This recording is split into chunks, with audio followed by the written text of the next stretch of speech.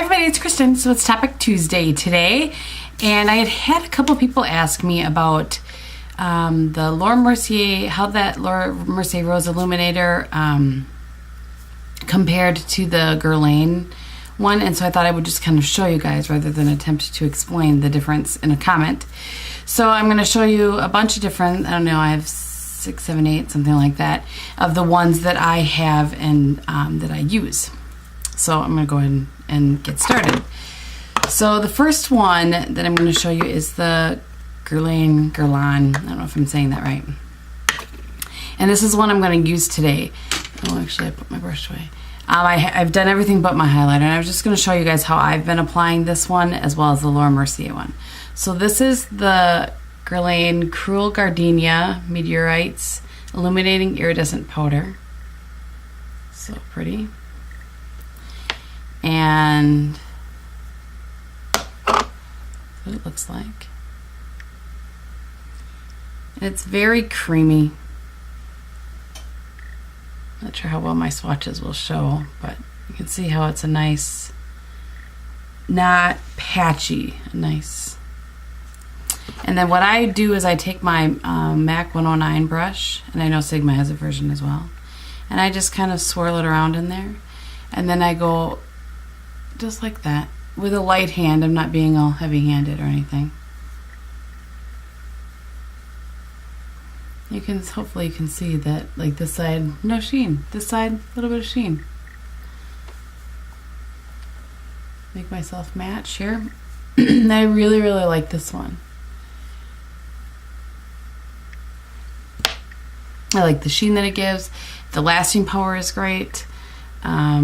This is limited edition, but I'm showing you guys because so many of you had asked about it. So that's that one. And then the other one that people had been wondering about was the Laura Mercier Rose Illuminator.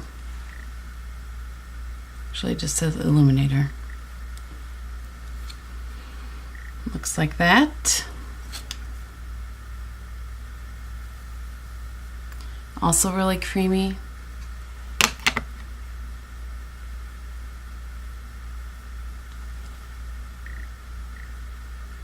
It's a little more color to it. Actually, I should swatch these right next to each other. So you can tell that strangely enough, the Guerlain one, which is this one, doesn't have as quite of a metallic finish to it. It's a little more rosy, where the Laura Mercier is a little more, it's got a little bronze to it. So I didn't put them right next to each other, but here, let's do that. So that's the Laura Mercier, and that's the Guerlain. So they are very different. So those are those two. And then another one of my favorites, as you guys know, is the Amber, okay, I always say this wrong, Dior Amber Diamonds. That looks like this. I'm going to swirl through all of them. And this one is not as creamy. It's not meant to be as creamy either, but I'm going to put these back on my hands so that there's something to compare them to. I always wipe off my swatches thinking that'll be easier, but it's not so much. Okay. So that's the Amber Diamonds. You can just see it still has a nice sheen, but it's not quite as metallic as the Laura Mercier. And I really like that one. Probably before I got either one of these, Amber Diamonds was my go-to. And then another one that I've talked about before that you guys know that I like is the Mineralized Skin Finish and Perfect Topping. Just looks particularly messy right now. That has a more pink to it, but it's very smooth. So many of the Mineralized Skin Finishes and I do have Soft and Gentle, maybe I'll grab and show you that, are so kind of glittery, and this one is not at all. So it's just a nice little, another kind of good everyday highlight. I think that's made an appearance in some of my favorites. And let me grab Soft and Gentle. So you can see, you can just tell by looking at them, the perfect topping. It doesn't, you can just see the kind of sheen and shimmer, and the perfect topping doesn't have that.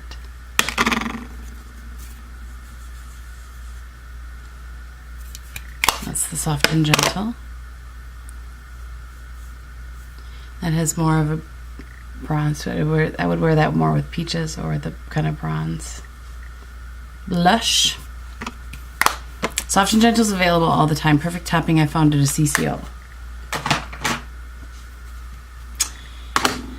And then this one, I actually have to look to see if it's still available. And this one, I've had this for a long time, and this is by Smashbox, and it's called Smashing Highlight. But you know, Smashbox tends to change their line a lot, so I'm not sure if this is still available. And it looks like nothing in the pan, but it is really pretty.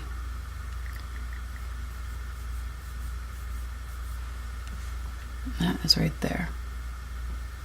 Yeah, I don't think you'll be able to see that. But that again is a good everyday. You don't want a lot of, you want a little bit of light catching, but not a lot. That is great for that. And the other ones I just want to touch on are the MAC, oh actually I have one other one. So this is the Benefit Watts Up. And that has two ends. It has a little spongy end, and then it has this end. And where am I going to put this? I'll put this right here. And it's a very nice, smooth highlight. That's heavy swatch. And it blends out almost to a cream, or I mean almost to a powder. It is a cream. Hello. And I really like that one. I don't wear it a ton, mostly because I've been wearing either the Laura Mercier or the Guerlain. Okay, so then the other ones that I just want to touch on, and you guys have probably heard tons of people talk about these, and these are the MAC cream color bases. The reason I don't tend to use these as much is because you absolutely have to set them, at least for me, and they slide around, and I have pretty dry skin, so I have the one in Pearl. This is the one in Seaside. Some of these are a little bit darker. This is the one in Hush, which has little water droplets on it. I'm not really sure why. Let's just remove those, shall we?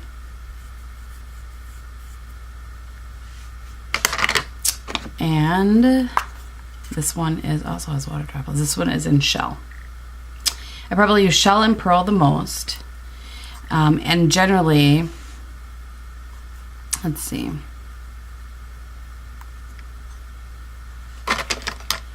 Try to line these up. I'll show you all at once. Cracks me up how I can take a video that should be pretty quick and make it already 8 minutes long. Okay. So this is Shell. This is Hush. Oops. This is Seaside. And this is Pearl.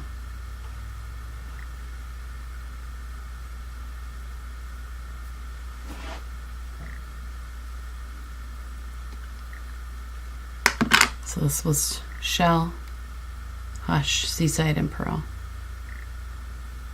All very nice. Very, very nice. What I tend to do with all of them, and this I think I learned from Candy Johnson, is take the MAC iridescent powder in Silver Dusk, which looks like that, and I just kind of set it with that. I just take a fan brush and I'll kind of wipe that over the top of them.